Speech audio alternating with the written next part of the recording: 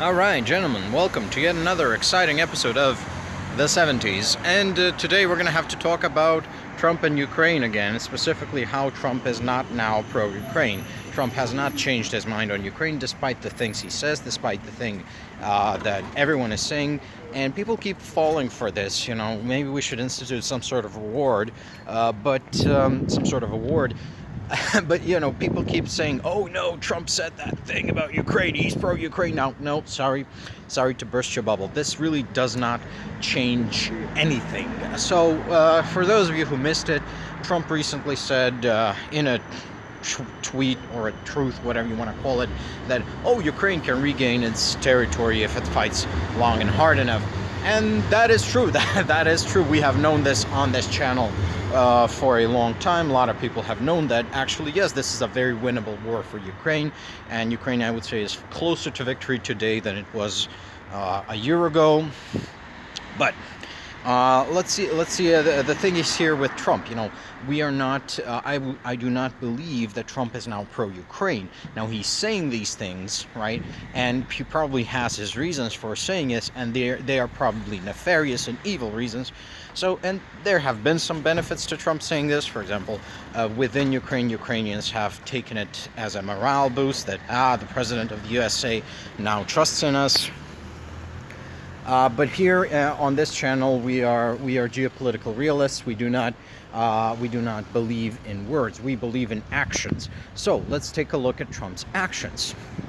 What Trump has recently done is he has lifted sanctions on Belarus with regard to airplane parts, and he has also negotiated a deal again for airplane parts with Uzbekistan. And while both Belarus and Uzbekistan have domestic air carriers, so national airlines, right? They do not need the amount of spare parts that Trump negotiated with them. What this is essentially is a way of silently lifting sanctions on Russia, which is to say the Americans, and specifically I believe it's Boeing, or I don't know the specific company, but it's the one that's close to Trump, the one whose CEO is a pro-Trump oligarch, one of the major air manufacturers. I mean, there's only 3 of them. Why am I blanking on this? Anyways, doesn't really matter. So they're going to be selling spare airplane parts to Uzbekistan and Belarus, and these spare parts are going to obviously end up in Russia because the amounts are nowhere near those necessitated or justified by the size of the Belarusian or Uzbek air fleet. So that's the first thing. That's the first thing, that Trump is telling you that maybe saying things, but he's doing things. He's doing things that are pro-Russian, that are silently lifting the sanctions on Russia. We have also reports that essentially U.S. sanctions on Russia are no longer enforced, or they're enforced with less of the vigor they used to be under Biden. So, you know, that doesn't really sound pro-Ukrainian to me. But in any case, so what's the other thing? Trump has also said things about, okay, so the Europeans can keep buying weapons and sending them to Ukraine. However, the first thing is, well, under Biden, Ukraine received weapons free of charge, you know, because it was in America's strategic interest to use the Ukraine conflict to destroy Russia. That's the most cynical, realist way of looking at it, but that's also good for Ukraine. So, you know, you don't really complain when you're under attack by a country 5 times your size.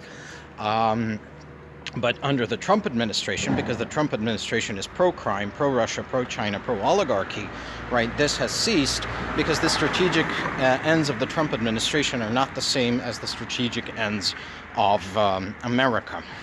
We have gone into this on multiple times on this channel, so that's what's happening. And furthermore, right, while the USA is selling weapons to the European allies, which are then being transferred to Ukraine, what's happening is also key weapon systems are no longer being sold to the European allies. This is because not only is Trump trying to starve Ukraine of certain weapon systems, but also he is trying to prevent European rearmament. This is because Trump, I believe, seriously wants to invade Greenland and Canada and arming the European allies, especially in the light of the fact that France has declared that it will stand with Canada, right? And I believe Denmark and the other Nordic countries are also making military connections to Canada in the event of an American invasion of Canada and Greenland. Now, I think he's wary of basically arming his future enemies. Well, I mean, as the way I see it, Trump is already an enemy of Europe. MAGA is already an enemy of Europe, and they have unfortunately taken over America and are now using it, using this once great nation to attack us here in Europe. They have already tried, subverting Greenland with psyops and influence ops, like Russian-style influence ops. This is not going away. They are serious about the invasion of Canada and Greenland, and we should start preparing for that. But that's another video. And that's the actions of the Trump admin, which are decisively anti-Ukrainian, pro-Russian. You know, Trump was kissing Putin's ass during the Alaska summit. He had American soldiers just kneel in front of Putin because, well, the man loves his theater, what can I say? But fundamentally, there's even one level above actions. So yeah, actions matter more than words, but actions can be haphazard and random. So you have to look at systems. You have to look at the systemic orientation of Trumpism and the systemic orientation of Ukraine, Europe, Russia, and everything. And then you have to compare and contrast and see what the alignments. So what do we know about Trumpism? Trumpism is, as a general rule, authoritarian, pro-corruption, pro-crime. It depends on rule by force and leverage, blackmail. So you could call it a rule by violence and dishonest means. Trumpism is very pro-oligarchy. In fact, in its neo-reactionary side, which is, of course, the official ideology, but at this point of the Trump administration, it is explicitly oligarchic. It does not consider the consent of the governed even something to be considered, right? And it considered natural rights to be a mutant leftist aberration. I'm not exaggerating. These people think that if you want to have rights, you are a mutant and you need to be purged from the gene pool, that real men prefer to be completely and utterly dominated by an all-powerful autocratic king. I'm not exaggerating. You can go read their blogs. I've done that for the past 10 years, and let me tell you that I never thought that knowledge would be useful, but yeah, here we fucking are. Anyways, and does that sound like it aligns with the values of the European Union or the values which Ukraine has been trying to embody? I mean, even traditional Ukrainian culture with the whole freebooting Cossacks thing, where the Cossacks elect their ataman, which is the commander and the leader of the Cossack state, where Cossacks elect their archbishop from the rank of priests, where Cossacks elect them. Basically, the way the Cossack states governed themselves historically was been always direct democracy, absolute personal liberties, maybe even to an excess, right? This is a trait which the Ukrainian people share with the Polish to a certain extent.